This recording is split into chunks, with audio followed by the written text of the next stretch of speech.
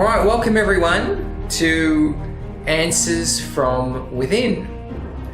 And as you know, what we're focusing on today is how to prevent and heal breast cancer, a huge topic in society today. And it shouldn't be. You know, there are always explanations behind these manifestations in the body. We just need to be tapping into the answers within. And kudos to you guys for joining in, and anyone who's listening and watching this now. It's a real sign of self-love, of putting yourself first, because it's very easy to shy away and go, oh, too confronting. Ignorance is bliss. I'll deal with it if it ever comes my way. And you know what? If I don't think about it, then it won't ever happen. It's very easy to do all those things. But for you guys to be joining today shows that you're aware that the more you are aware of truth, the less you manifest certain things in your life. So to be able to confront those fears or move beyond them is something really worthy of a really big pat on the back. So this is a bit of a two-part event where the first part we're going to be looking at the main topic of the answers from within about how do we prevent and heal breast cancer. And then the second part, we're looking at answering specific questions for those of you who have purchased that type of ticket.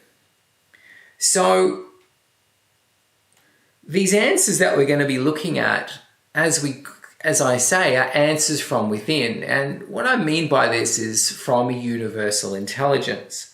And that is, I'm going to elaborate a little bit more on that, but that is, as we've all heard for thousands of years, these monks, these gurus, the indigenous tribes, they've all gone into a nice still space and they've been telling everyone for years that the answers are within. And so what I'm going to present to you guys today is information from that space.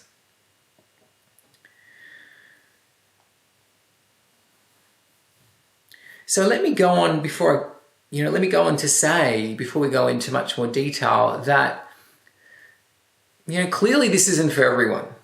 And even for those of you guys who are listening, there will be some parts that are quite confronting. And you might find that you're getting your buttons pushed. And that's okay. Having your buttons pushed doesn't mean you shouldn't be listening. It means you should be listening. Because what generates reactions in us when we're getting these buttons pushed is when we're coming up against what we want to believe is true, but really isn't true. And this is these reactions. So when we're with our partners or friends and all of a sudden there's this flare up, it's because they've shown us something that we want to go, no, it is true, tell me it's true. But it's really not, and we deeply know it's not true, but we try and cover that up. So one of the big fears about this one, just to put everyone's mind at ease, is that a lot of people think I'm going to be saying something along the lines of, this is your fault. Breast cancer is all your fault. If you create that or experience that, that is your fault. I want to go on record and say, I will not be saying that today. I will not ever be saying that. So if people have missed this event because they're worried I'm going to say that, then they missed it for nothing. So just really be at ease today, because I will not be accusing you of creating that or potentially creating it. But what you will hear from me is that it's not your fault, but that you can be the cure. That's the one, probably the most confronting thing I will say today, is that it may not be your fault. In fact, it isn't, but you are very likely the source of the cure. So if you can be with that, then you can be with what the whole event today is all about. Now, a lot of people find that a little bit too much to take on. Oh, I'm the cure, then it's all my responsibility, and what if I screw it up?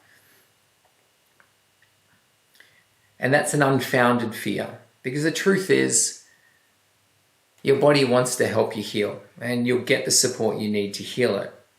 So let's get on. Let's talk a little bit more about these reactions. So we've been conditioned to believe that reactions are a negative thing, and there's something to avoid. But like I said, if we're having reactions to things I'm saying, and you find yourself wanting to leave the call or getting sleepy or getting distracted, just know that these reactions are because I'm showing something up that your mind has been trying to keep hidden for a very long time. So every time I do this and I show something up and the mind reacts, it's trying to keep you from looking at what's going to save your life, what's going to improve your life. But when we're experiencing reactions like, oh my God, if I look at this, this might end my life. This is the end of me. This is really bad. But actually, it's in the looking and allowing those reactions to come up is where what we've been hiding from all this time actually gets shown up to us. It's actually quite a blessing. So if the reactions come up, don't hang up. Just kind of breathe through it and just know that I'm showing something important up for you. All right, so between the segments of the information and asking questions, we'll probably have a little bit of a break, but we'll see how we go. All right, so that's all the little preamble. Is everyone ready to go? We're all good? All right, beautiful. All right, very clearly, as I've said many times, I'm not a doctor. Okay? I'm not going to be giving a medical perspective on this. Hopefully someday what I'm sharing with you now may very well be a medical perspective in hopefully sooner rather than later, but it's not. And there's no need to recap on the current medical perspective. Everyone hears that all the time. Chemotherapy, if you've got a breast cancer or have it removed or whatever it might be. So I don't need to go there. But the information I'll be providing today is coming from a different source. And it's not a source that you hear about all the time. And this source of information I'm referring to, like I said, is universal intelligence, the answers from within.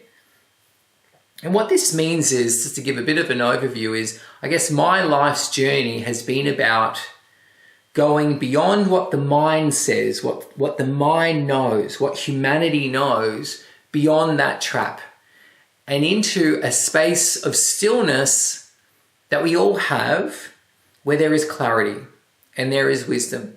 And it's not our knowing in as far as what we've learned or studied. It's a universal knowing or a universal brain that is Mother Nature, the intelligence that created the human body and the universe itself. So I've spent my entire life working through my own blockages to get to a clear space of accessing that information. And that journey has involved, the school of hard knocks to the absolute degree. I've had to deal with many illnesses myself to be able to get to this information, including healing some of these very things that we're talking about today. So that's the information I'm going to be sharing with you today. I'm not giving it to you as advice. It's just another perspective. All right, so let me begin to share. When I tapped into this answers within, I said, all right, this is an important topic for people. I'd like to bring to light some truths. What are the truths in as far as preventing and heal breast cancer are concerned? And let me share what came through. Well, the first thing was, in order to understand how to heal or how to prevent and heal breast cancer, we need to alter our view of how the human body actually works. Because if we are trapped in viewing the body from a medical perspective, then we'll be trapped in that mind. We'll be trapped in, how do we find answers? And so finding solutions and cures becomes very difficult. So to have a breakthrough in healing, we need to have a breakthrough in our perspective. And let me take you there. So the breakthrough realization to have is that the body is not just this flesh and blood, as many of the medical world see it, and many people see it that way.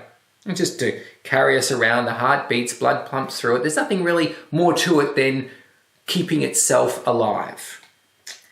And that's a very, very keyhole view of the body. But if we understand, we go beyond that perspective and we realize something else. We realize something important. That the body itself, the whole body is actually a very intricate brain. Okay? The whole body is a brain. Not just up here, but everything is a brain. Every organ, every muscle, everything is part of this brain. And what it's doing is constantly processing information. Okay? And we call this information that the body's processing, we call it our ideas, our thoughts, our feelings, our emotions. Constantly figuring out how to deal with whether it's to store them for later, how to remove them because they're toxic, how to process all these different thoughts, ideas, and feelings. And that's what the body is continually doing. Because if you imagine, and this is what's I guess quite new to the mainstream world, is thoughts and ideas, they're all energy. They all have a frequency. They're not just this intangible, they are a tangible entity. And they have to go somewhere. We have them, we feel them. The body's like, well, what do I do with this? It's like when you eat something, the body figures out how to process that.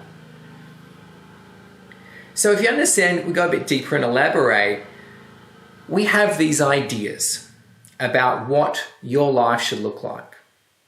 We have ideas about what you should look like, what you should have achieved, what you have failed, where you're a disappointment, what's working, what's not working. And some of these are quite intense experiences. If we're disappointed in ourselves or we're disappointed in life or somebody else, they're intense. And the body's got to figure out, how do I process this? Where do I even put that? And many of these things that the body's processing are from the past. We've had some pretty horrendous experiences in our past. And so all these ideas, feelings, and emotions are swirling around in our body, enveloping different organs. They're kind of, in a sense, consuming different parts of our anatomy. And your body's doing the best it can to process all this information, to file them, release them, or whatever it needs to do with them. Extract the lesson if need be. But some of these thoughts and ideas are actually really unhealthy. In fact, they're toxic. And, some people often wonder, well, what constitutes a toxic thought and what constitutes a healthy thought? And I'll put that really simply.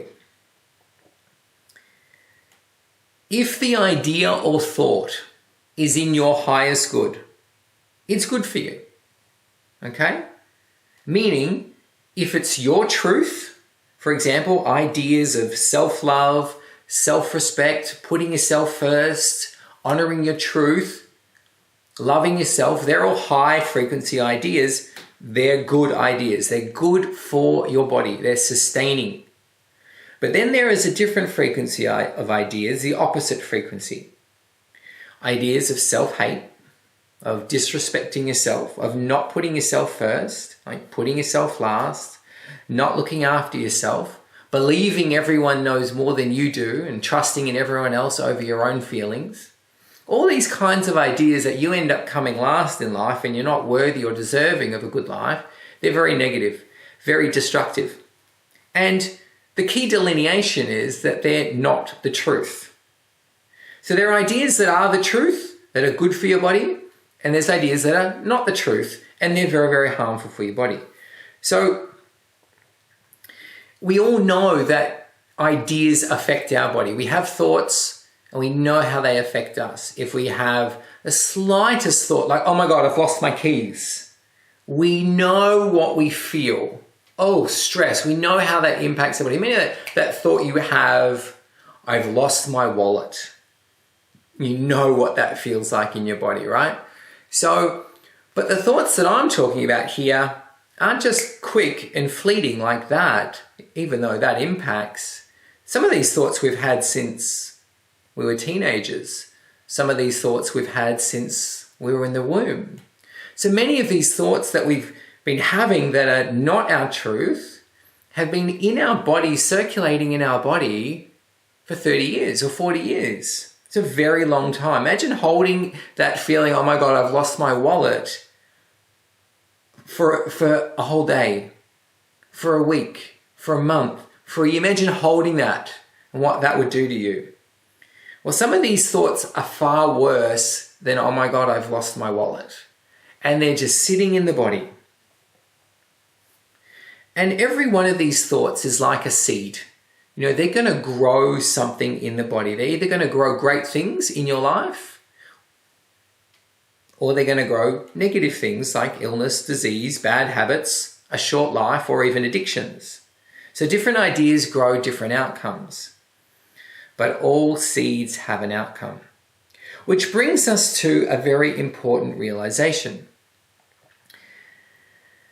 And that is that the way this universe works is it begins with a thought and then there's creation. Thought precedes creation. We have a thought, then that manifests or materializes in some form of the physical dimension. Like we have a thought, I've lost my keys, that's the first thought. Then we start feeling the ripples of that through our body. That's the first manifestation. Then the next manifestation is what decisions we make because of that. Do we panic? Do we pick up the phone? Like there's this sequence of events that happen. Once the thought happens, everything starts manifesting or materializing from that.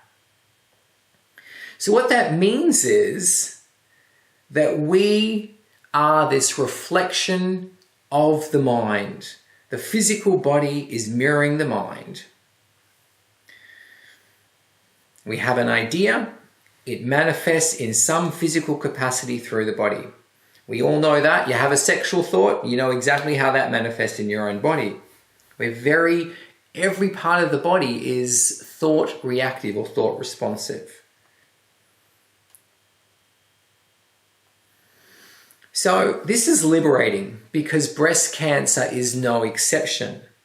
It's, if you can see it, like a weed has been planted, or a thought weed has been planted, and it's now growing in our physical body. And the body, being this processing station, needs to figure out, how do I deal with the thoughts that have manifested as breast cancer? How do I do that? So, even before that, the body is wondering, how do I manage those thoughts so it doesn't materialize as breast cancer? Because that's really dangerous. So the body's trying to heal before these thoughts even turn into an illness. So here's the $1 million question. What are the thoughts that create breast cancer in the body? What are the thoughts and ideas that are so severe, so toxic, that they're killing women and guys by the thousands every year? And you might wish to write some of these down because this is a really important one. But as I say that, be present to what I'm saying, because you will feel, as I read these out to you, you will feel a little jab, like a little reaction in your body that will indicate to you whether you've got these thoughts and you're hiding them from yourself. Okay, then again, some of them are so far down you're just numb to them, but just keep a sensitivity to them and just see if something's there for you. Okay, because there are several originating thoughts and ideas that cause breast cancer. It's not just one particular, there's like a family, and you're going to see there's an interrelationship between them all. So I'm going to take you through them now, because this to me is the crux of this get-together we're having, of this event, knowing the essence, what is the thoughts, beliefs, and ideas causing breast cancer. This is where the solutions are. The first one is this: I'm not enough. of a woman to be truly loved and honoured as a woman. I'm not enough of a woman to be truly loved and honoured as a woman. Just see how that feels within you. If you're like, no, I'm cool with that, then it's probably not within you, and that's good. The next one is, I can't compete with all the beautiful women on this earth. I just can't compete. I'm not close to them. I'm nothing like them. And there's almost this undercurrent of, and because I'm nothing like them, I'm almost faulty. Which brings us to the next belief around this. I'm faulty as a woman, lacking in desirability, attractiveness, or even glamour. I'm faulty as a woman.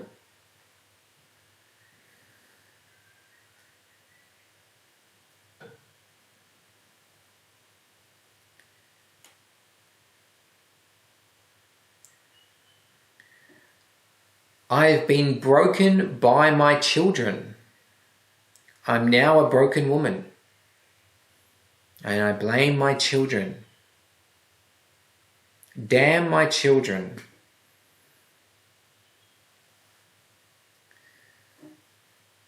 Let me go the other way.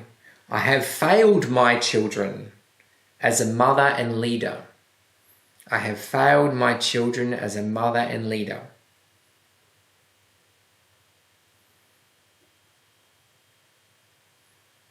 I hate my body. It's not womanly enough.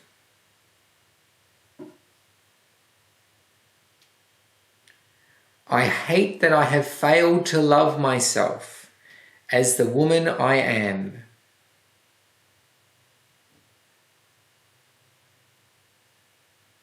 And here's another one. I hate that I think I should have been more like my mother. I'm not enough like my mother, which has me feel that I have failed as being a woman.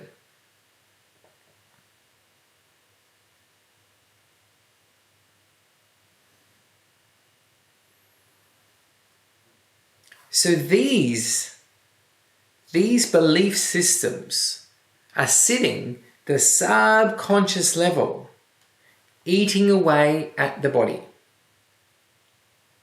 This is what everyone is looking for. They say we're looking for a cure to breast cancer. It's right here. But you can't see this in a blood test. You can't see this in a lab. This is what's going on inside a woman. And in men as well. But feeling they've failed in different ways. And you can see there is these relationships about this. It's this rejecting of oneself, rejecting of one's femininity, which is every woman's birthright, is to feel feminine and love that about themselves. And that's a very high frequency or highest good thought is I love my femininity, I embrace it, and your body loves that. But to completely reject it is very, very painful to the body. And again, I'm going to reiterate at this point, it doesn't mean it's your fault. If you're having these thoughts, it doesn't mean it's your fault. These thoughts, these beliefs happen in split seconds as we're growing up, or even in the womb, they get passed down to us, which is why people think breast cancer is hereditary. The mother had the same thought, the grandmother had the same thought. They just keep passing, I failed as a woman, to the daughter, to the granddaughter, and so on and so forth. And this is where this hereditary breast cancer concept comes from, is that these beliefs are passed down from generation to generation. And you get to see this theme, maternal, femininity, rejecting myself as a mother, rejecting myself as a woman because of my children, or rejecting my children, my connection to my children. Which brings us to a very interesting realization. And that's to understand that different thoughts and ideas are processed by different parts of the body. They relate to different parts of the body. So each organ correlates to a different frequency. In the case of breast cancer, we're looking at correlating to mothering, nurturing, self-love. Okay, breasts have really come to mean for women femininity. It wasn't always that way. Like, a lot of this has evolved over time. So the reproductive system and breasts relate to that mothering, that's how mothering happens, and to nurturing, feminism and self-love. So not all these thoughts that I've taken you through will manifest in the breasts. They might manifest in the ovaries or in the uteruses, ovarian cancer as well. So the body shows up, well, I should say these thoughts show up in the body the way to what organs they relate to and correspond to. So any of these thoughts, we looked at them, I'm not enough as a woman, I reject the way I've been as a mother, or I should be more like my mother. They go to the parts of the body that relate to mothering and nurturing. Breasts are all about nurturing your child and also yourself, seemingly. So a lot of these thoughts women have without ever being conscious to them. They're aware of, oh, I'm not as pretty as her, or I resent my children, or my body's not the same. But they're all covering up these really very toxic thoughts. And that's why we call them subconscious. They exist in the subconscious mind. But then we go, well, what is the subconscious mind? And here's another important realization. Like, where does this subconscious mind actually exist that all these thoughts are going in? Well, for the most part, the subconscious mind is your body. All these thoughts that you've got stored around are being stuck in your body. And because very few of us actually spend time healing all these subconscious thoughts, the body gets very sick. It ages and gets illness and disease, or has aneurysms, because these thoughts are being stuck in it. And when you look at these thoughts that have come up, you can see that they defy your very essence as a woman. They undermine you at the deepest possible level. And because they are doing that, they're very toxic. So it's not difficult to understand how some of these thoughts can be lethal. When we know what happens when we feel like we've lost our wallet, or when we feel we've been stupid or made a mistake. And we look at these thoughts that are a complete undermining of our essence, they're going to be lethal. There's no question. And remembering that these thoughts didn't happen yesterday or last week, or even the time you might remember that you may have had those thoughts. They've been carrying around seeds planted for many, many years. Teenagers in the womb, as you're being born. They've been in the body a long time. And this brings us to preventing and curing breast cancer, which is essentially one and the same thing. To prevent and to cure simply means to heal these thoughts. That's what it means. Whether we're preventing or healing, it's about healing these thoughts out of your mind, and that gets them out of the body. So we're either healing and before breast cancer has developed into something, or after. That's the only difference. So to prevent and heal breast cancer requires changing the mind. The body is reflecting the mind. If we want to heal the body, we have to heal the mind. So the mind is this energy here, encasing the body, carrying around non-truths. The body says, non-truths don't work for me. We need to get rid of them.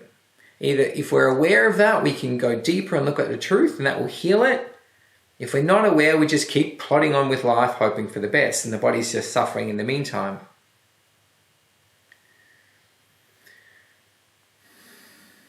So, heal the mind to heal the body.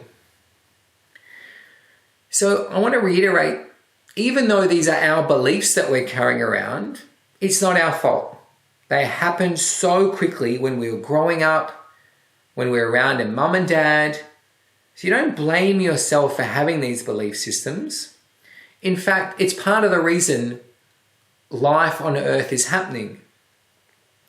It's the global consciousness healing out all the non-truths out of the earth consciousness. So we all decide before we come in here, yep, I'm coming in and I'm going to process out all these non-truths. And I'm going to process out these non-truths and he's going to process out these non-truths until such a point in human history, if we make it there, and we will by healing truths, that we're no longer dealing with the mind. We're all in this enlightenment state. It's a little way off, a little bit to go still. But just because it wasn't our fault when we happened doesn't make us powerless, because we have the power to change the mind. And that's what has every woman be the source of the cure, rather than the problem, but the cure itself. And everyone's got to decide, will I change my mind or won't I change my mind? So that is the essence of healing breast cancer. Now, of course, there are many things that people can be doing to support this process, whether it's juice diets, alkalizing the body, yoga retreats, sound therapy, meditation, and so on. And people always ask, well, should I be doing those things? And my response is, your body responds to what you believe in most.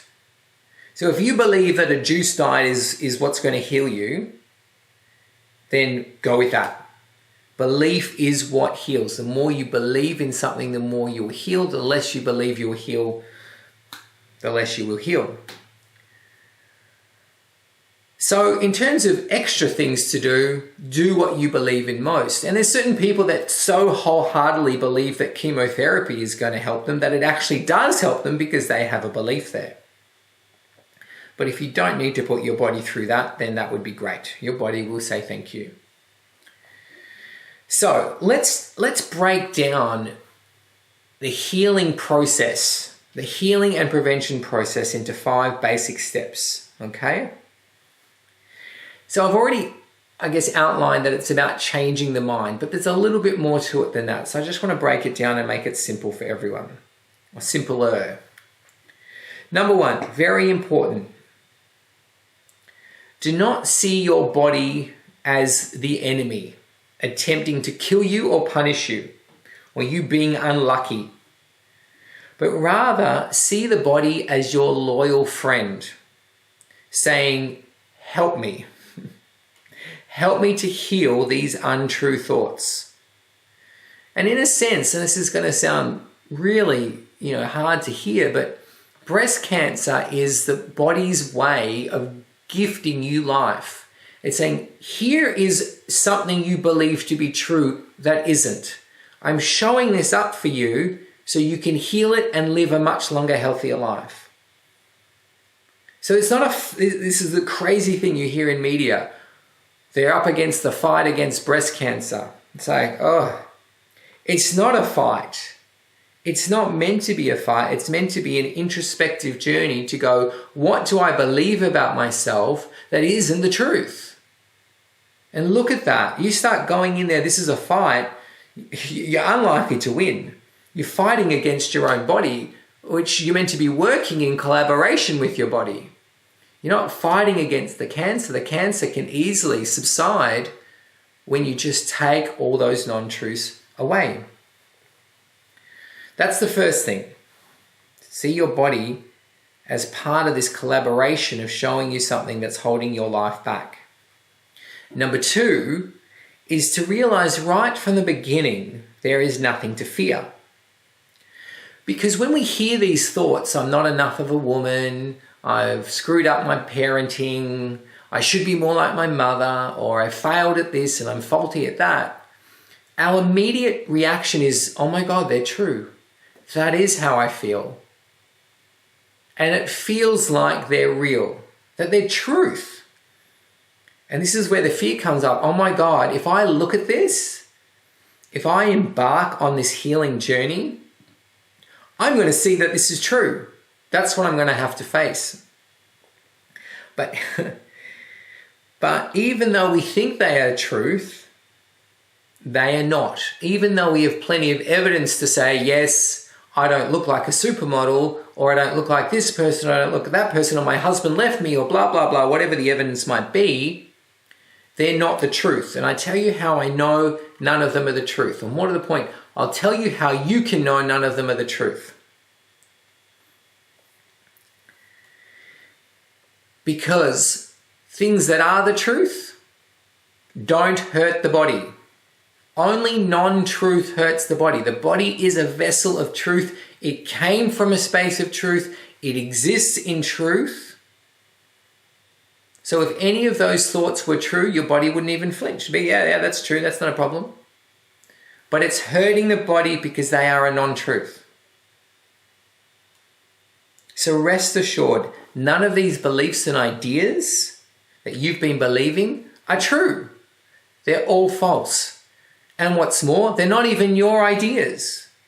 They're not yours. You inherited them, like you are breathing in somebody else's smoke that walked past you. You inherited these beliefs from people around you, saying things, giving off certain energies that you took it on. Oh, that must be me. I'm that. In finding what you are in the identity, you went, yep, I'll take that on myself. And other people just went, here, you take this on.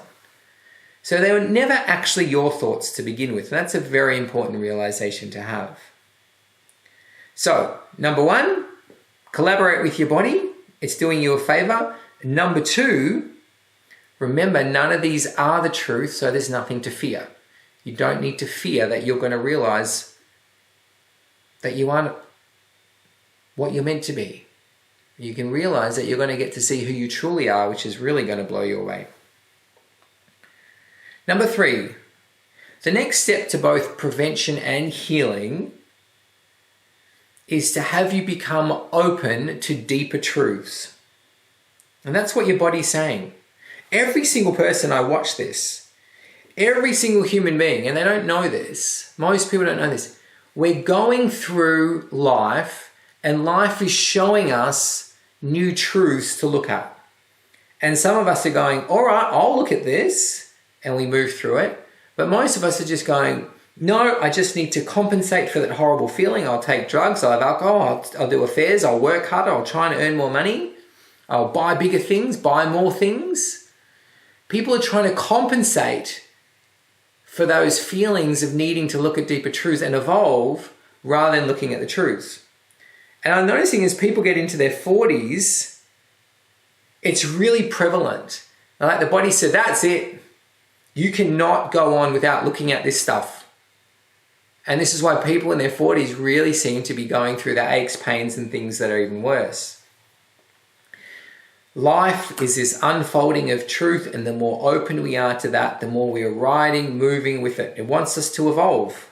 We're all here to evolve. And that's never factored in the medical world. Why is the body sick? It just is. Do you think it wants to evolve? What's that got to do with anything? Well, everything's evolving, so it's got a lot to do with it. Okay. So being open to allowing for more deeper truths to be revealed to you. And one of the blockages to that is, I'm going to hold on to this illness because it does something for me. I get something out of it. And that's the thing to get past. If we want to see the truth to these beliefs, we have to be okay to let go of this illness. And a lot of people aren't happy to let go of illness because they believe it gives them something. For example, this is where people get confronted, but I've been there many a time, so I'm just saying how it is. We might get attention. If we're sick and we hold on to the illness, it might give us attention. You know, you imagine yourself as a child, mum and dad are busy, they don't pay us attention. We get sick, all of a sudden, they start giving us attention. Teachers give us attention. Auntie and uncles give us attention. Siblings give us attention. So what we learn in that moment is if we stay sick, we get attention. And you'd be surprised as to how many people hold on to an illness to get that. But there's lots of other reasons as well. Lots of other blockages as to why, or attachments as to why we'd hold on to an illness. But that's just one example. And that's part of the healing process, is that as you're going deeper within yourself, you're looking at, well, what is the blockage? Why am I holding on to this? What's getting in the way of me realizing the deeper truth that's going to create this healing? And that's what I've had to do with every illness or everything I've had to deal with, is not just go, well, what's the truth? I've had to go through, well, what's stopping me from seeing the truth? And why don't I want to see the truth? And why am I holding on to that pain? And why am I holding on to that dysfunction? And that's very much part of a healing process. So it's about getting past all of your attachments to holding on to the illness or wanting to manifest it in the first place. And one of the big reasons people manifest or hold on to these things is because I'm so afraid of being a failure, or I'm so afraid of realizing the truth, that I'm going to take myself out. So I don't need to see the hardcore truth, which was never the truth in the first place.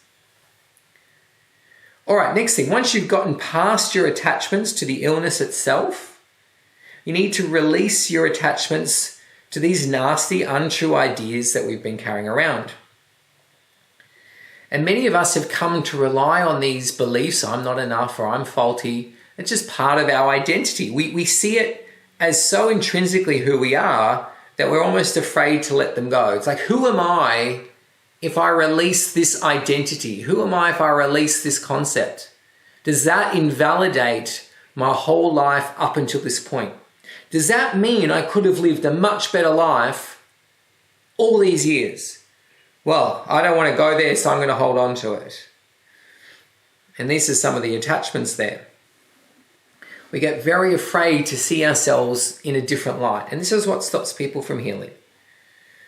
Some people would rather die than change how they see themselves. Which brings us to number 5, learning the truth. We know that the truth will set us free. And if the non-truth is causing breast cancer, then it's in knowing the truth that will prevent and heal it. And what does this entail? And how does one access deep truths? Well, there's several paths up this mountain. One is, if you are proficient at meditating, you go into a meditation space and you ask to be shown the truth. If you're not quite into that, not working for you, lay in bed at night and before you sleep, set the intention to wake up aware of what the truth is. What's causing this illness? What is the specific belief? Then the next night, all right, I'm setting intention to be aware of the truth. And you'll be amazed at how often you will dream into that space. It will be shown to you. Because the body wants to heal. So there's some very basic things to be doing. But if you're not confident in those things, or you're not proficient in any of those things, then that's exactly what we teach. We teach people how to go in to access the answers within. And that's in one of our modules. We have a $99 module to actually go in and learn to connect into your true self, or the answers within, to start asking, well, what is it that I believe? And what is it that is the truth? So we have those options too. The other thing I always suggest to people is this book called Mind Lies that I wrote. Because Mind Lies and the Truths That Will Set You Free was actually in response to me discovering that there was a pretty lethal illness growing inside my chest. And I don't really share this much because I really don't like talking about it, to be honest. But when I discovered what was there, it was like, that's it. It's healing time. And so the Mind Lies book is my healing journey of going through all the beliefs, the non-truths that were sitting in my body that were going to create, give me a 2-year lifespan, to put it mildly. And that's what I was shown. You've got 2 years to live unless you start healing fast. So all the beliefs in the Mind Lies book that I go through is what was my healing. So a very fast and effective way to change how you see yourself is to get this book, Mind Lies and the Truths That Will Set You Free. I'm not guaranteeing, of course, that is exactly all the healing that you'll require, but it's a fast track to get you ready and deep into a space. And there'll be plenty that gets healed out of that in the process. Very powerful book. I didn't write it for people. It was just my healing journey. And in writing it, was like, well, let's share this with other people as a fast track for people to see beyond who they believe themselves to be. All right. So that is the 5 steps to healing it. We go in, we look at those beliefs that are there, we look at the truth, we look at what's stopping us from getting to the truth, we release the attachments that having us hold on to the illness, and we go into deeper and deeper truths. That's the healing process. And in my world, as confronting as that might seem to some, it's far less confronting than having a breast removed, far less confronting than having chemotherapy. And this is what the body's asking for. Look at yourself as more. Stop seeing yourself in this way. It's time to evolve beyond who you've believed you are your entire life. Let's be healthy. Let's live a great life. And part of that is it's not just helping the physical body. As we shift this identity and these belief systems, we open up to things in every area of life. We open up to deeper intimacy. We open up to more self-love. We open up to greater financial flow. We open up to new ideas coming in. The amount that gets shifted in your whole reality just from clearing these belief systems is enormous. There's every incentive to do it. So, I hope that's been helpful to you guys. I really wanted to impart that and say, all right, everyone, I know everyone's looking for the answer here. I'm going to go in and get the answers here. Put this out for everyone. Those who are interested can access that. And at least I feel that I have done my bit to help out in that matter. So anyone wants to learn how to go deeper within, we have those links. I'm sure Ben will put them up to access the answers within, or they're on our website at Discover UI. The Mind Lives book is available on Amazon. And if you need help, we have in our next segment where I'm going to answer some questions that relate specifically to your body and what's going on there. I know Raul's got a question there we're going to be going into. But I'm going to complete there for that segment, and I hope that was helpful for everyone. And you now know how powerful you are to become healthy and resilient to illness, because it's all in here. The body's just reflecting what you believe, what's not true, and what is true. You have that power to heal yourself.